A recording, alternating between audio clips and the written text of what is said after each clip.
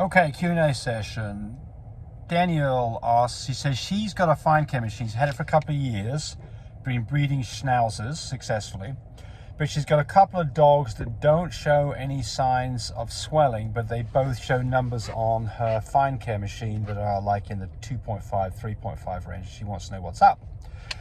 Well, it could be a number of things. It could be real. Anytime you got a dog that's not showing any signs of being in heat, and you get a number that's in the 2.5 and 3s, you have to wonder what's up. So the first thing I think about would be, what's the expiration date on your test kits?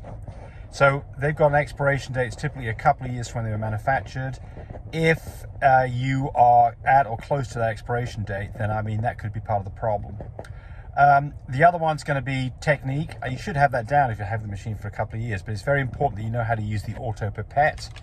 There's 2 positions on it. It's only the first position that you use to pull the sample up. You've got to know about that. And then, because you could have a machine problem, but I can tell you this, it's extremely rare for that to happen. Typically what I've seen for machine problems is they just flat don't come on. I've had that happen a few times over 5 years of selling this product. And typically that's a power supply problem. But the first thing I would suspect is that you maybe have some test kits that are out of date, and maybe get some more test kits and try again. All right, next question. I think this is Bam, I believe. Has a young dog, 8 months old boy, that does not like to be collected. Okay, so when you first try to collect from a male dog, it's quite common for them to be looking at you like, what the heck are you doing? They're like, don't touch me there, bad man, this kind of thing. It just takes some time to get a stud dog where it's producing successfully.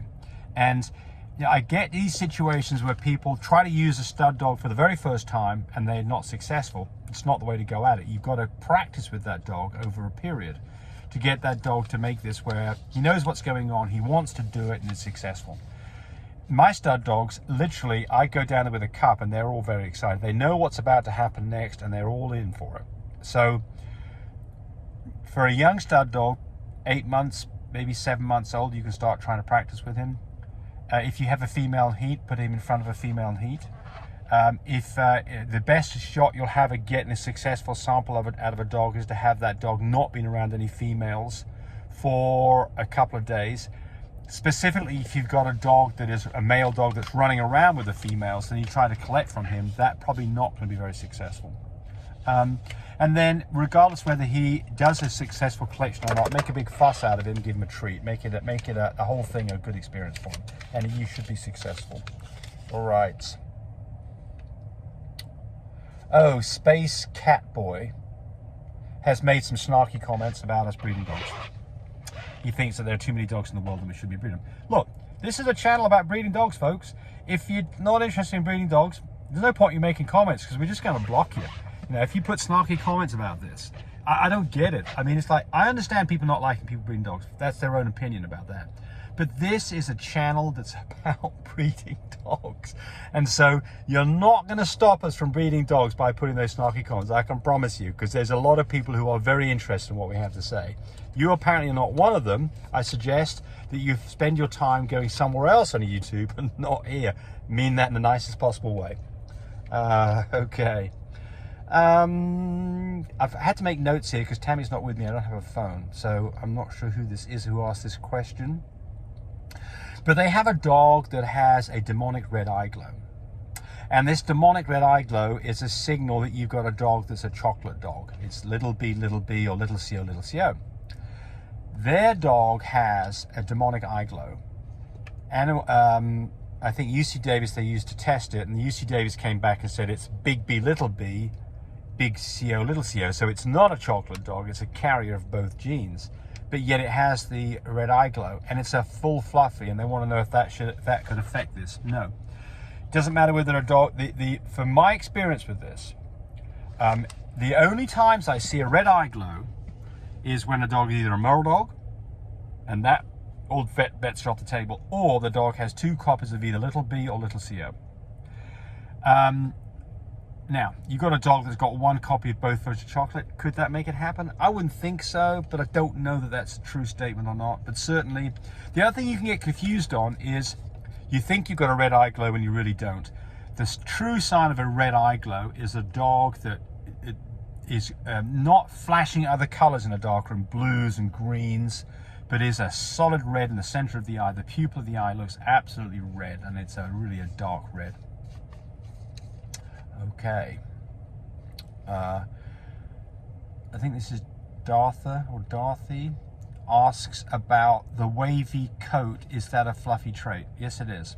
So it's interesting on this because I see this, the coat quality and thickness and length and curliness, definitely there's another gene in there that's associated with this that we don't test for. But a dog that's got 2 copies of Fluffy will have a noticeably thicker, longer coat and typically doesn't shed compared to a dog that has no copies of Fluffy. A dog that has a single copy of Fluffy tends to have a slightly longer and thicker coat than a dog that doesn't have any, not a Fluffy carrier at all. But there is definitely some variation in this. If you look at our stud dogs, for instance, go look at Mando. I mean, he has got the most wildest, thickest coat, just really thick. The back of his legs are just, long, pants on the back of him. Other dogs that I've got, they're not as impressive as that. So there is some variation. Okay, I think we've got one more here. And I can't write the name down because my writing's so bad. But they've got a dog that they did their first test on day 9 and it came back with a 0.9. So that is quite low because normally I'd recommend that anybody does a test before day 10 because you're likely to miss things. In fact, I recommend that you do your first test around day 6 or 7 sooner if the dog's discharge color has lightened up significantly. But look, younger dogs absolutely can be slow to come up on numbers. They could be having a split or prolonged heat. So the vet said to come back in 4 or 5 days. The vet is right. So you've got a lot of vets who say, oh, come back tomorrow, and they're just testing and testing and testing and testing and spending a lot of money on testing. If your dog's at a 0.9, then you've probably got 2, 3, 4, 5, about 6 days before that dog should be bred on average. So when you come back probably 4 or 5 days sooner if the blood discharge color got light. You don't want to miss it. So the problem with this is dogs that take a long time to come up, they're coming up slowly, they're not coming up at a normal rate, but they're coming up slowly. Those dogs can all of a sudden jump up in numbers and you can miss it. So how would you know you've missed it? Because you do a progesterone test and numbers are like 25 or higher. So that's another misconception people have here is that they've missed a heat and they've got numbers that are low. You have not missed if the number's low. Dogs' progesterone levels go up and stay high on a normal dog that has gone through a heat cycle, regardless whether it's been bred or not. The numbers will go up and stay high. So if you've got a dog and you test it at a 5, you've not missed the heat cycle on that dog. If that dog was a 35, you've missed the heat on that dog. There we go. Thanks for watching. Encourage me to do more of these videos. But do remember, disclaimer here, I am not a vet. I'm not a licensed medical professional. I'm purely a person who's been breeding dogs for the last couple of decades.